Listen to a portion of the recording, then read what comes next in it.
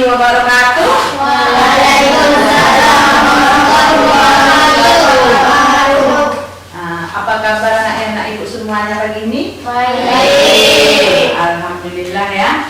Jadi pagi ini kita masuk materi baru yaitu pelajaran ke-8, mari hidup sederhana dan ikhlas. Namun sebelum kita mulai pembelajarannya, lebih baik kita berdoa dulu ya. Siapkan ketuanya dulu ya Pak. Siap, berikan salam.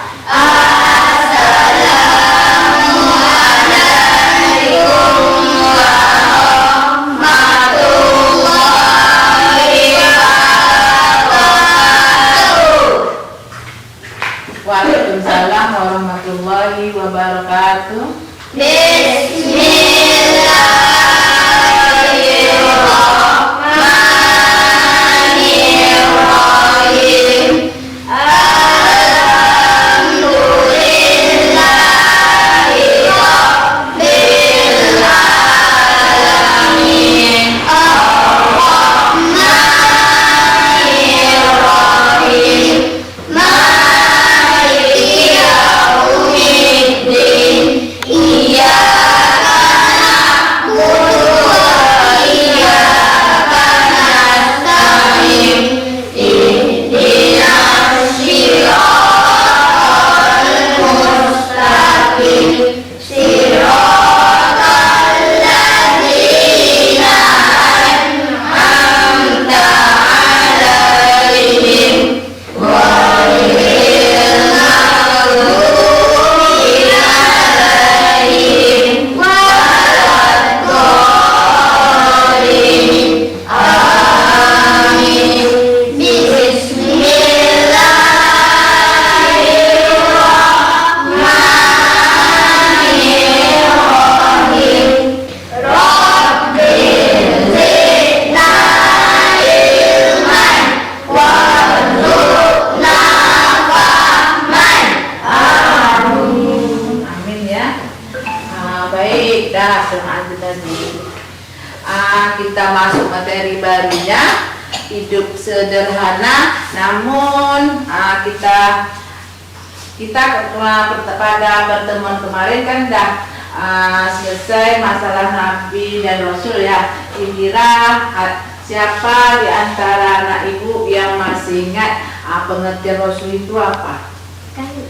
Silakan Weda, Pak Weda. Rasul itu seorang laki-laki utusan Allah, menerima wahyu untuk dirinya sendiri dan harus disampaikan kepada orang lain.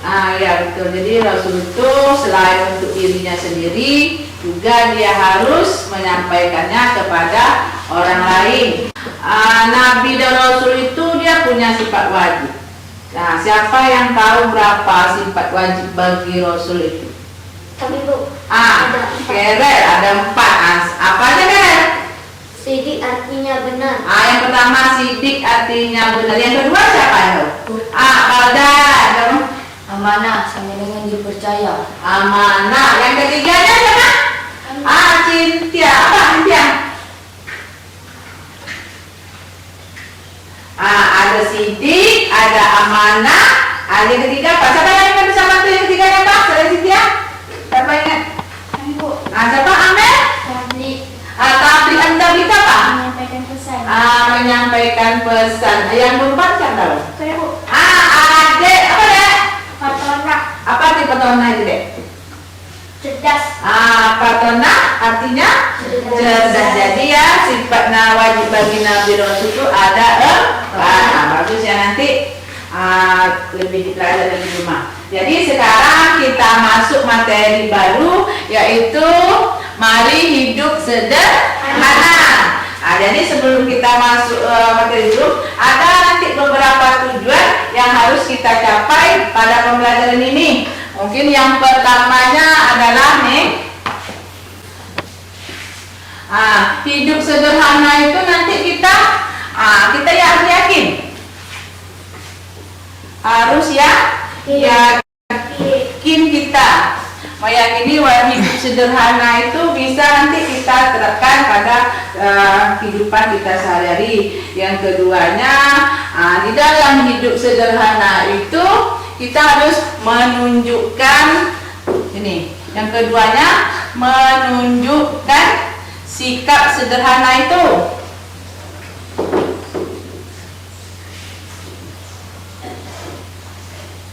Sederhana ya. Sedangkan yang ketiga, nanti selesai kita belajar ini, anak ibu diharapkan bisa mencontohkan ya.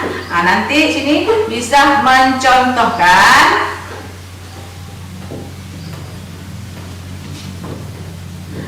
hidup sederhana itu bagaimana atau seperti apa. Jadi nanti ini ya, kira-kira siapa tahu hidup sederhana itu bagaimana? Tahu tidak kasihnya aku nak? Sederhana itu dia kalau tidak boleh boros dan dia tidak boleh kikir. Jadi dia tengah-tengah diamnya. Ilmiah apa ini? Sederhana itu macam mana? Orang yang sifat sederhana akan punya banyak teman dan disayangi Allah Subhanahu. Ya betul ya. Orang yang hidup sederhana itu dia punya banyak teman. Lagi mesti disayangi oleh orang lain. Semua saya. Jadi gini, kalau kita hidup sederhana itu, kita dia boros tak boleh, kikir pun tak boleh. Jadi di tengah-tengah. Contohlah, anak ibu kalau misalnya dikasih jajan sama ayah 10.000, 10.000 ya. Kalau 10.000 tuh kita kan selapan di rumah. Jadi alangkah baiknya sebagian uang itu nanti kita tabungkan. Belilah lontong sedikit, nanti beli airnya dengan jajan. Nanti sebagian uang itu lebih baik kita tabungkan untuk keperluan nanti. Misalnya tak beli apa, anak ibu nanti kan tabung dulu. Atau yang lainnya hidup sederhana itu mana lagi contohnya? Siapa yang tahu? Contoh kalau misalnya tadi kita tuh membeli sesuatu itu harus dengan kebutuhan aja, tak boleh lebih. Coba nanti di dalam Al-Quran surah Al-Furqan, di sana Allah telah berfirman. Coba siapa yang bisa bantu? A'udzu billahi minasyaitonir rajim. Bismillahirrahmanirrahim. Walladzina idza anfaqu lam yusrifu wa lam yaqturu wa kana baina dzalika qawama. Shadaqallahul azim. Artinya, dan termasuk hamba-hamba Tuhan yang Maha Pengasih, orang-orang yang apabila membelanjakan harta, mereka tidak berlebihan dan tidak pula kikir di antara keduanya secara wajar. Quran Surah Al-Furqan, Surah ke-25, ayat ke-67. Tuh, bagus ya.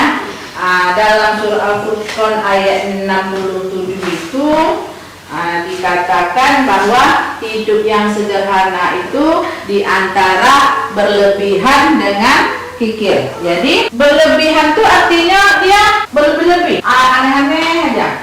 Namun dia tidak boleh kikir atau istilah kita namanya atau tangkai jadi kita tak boleh itu. Sampai pula kita menyiksa diri. Kita dikasih contoh ya orang yang kikir itu ya.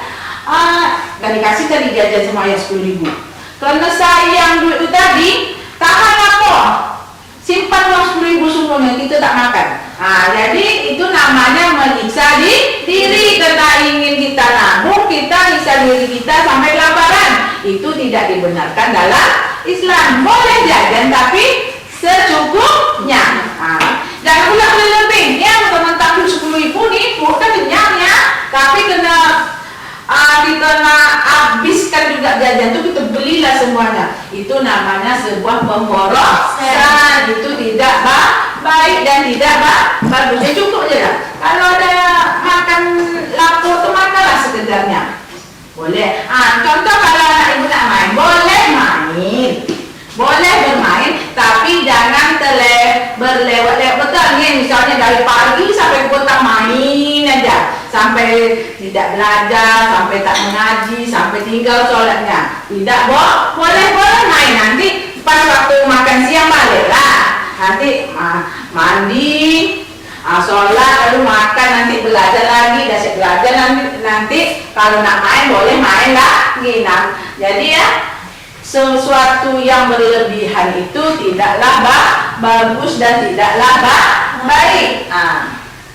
Ada beberapa ciri orang yang hidup sederhana ini. Tadi ada teman kami lebih mengatakan orang yang hidup sederhana itu dia disukai oleh banyak orang.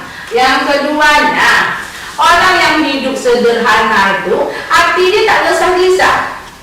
Contoh, kalau orang sederhana itu misalnya orang sebelah rumah itu beli TV baru, kita iri ya. Yang ketiga mungkin kalau orang hidup sederhana itu dia tak mau mengusik ke orang lain.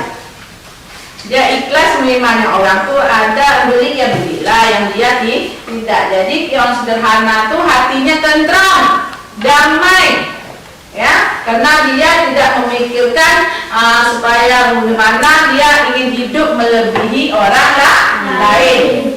Sekarang coba itu dibuka buku kamu tuh halaman 63 dengan sampai 68 sampai 69. Ayo minta kita hari ini kerja kelompok ya, silahkan kalian bentuk kelompoknya. Kalian bentuk kelompoknya nanti. Ya.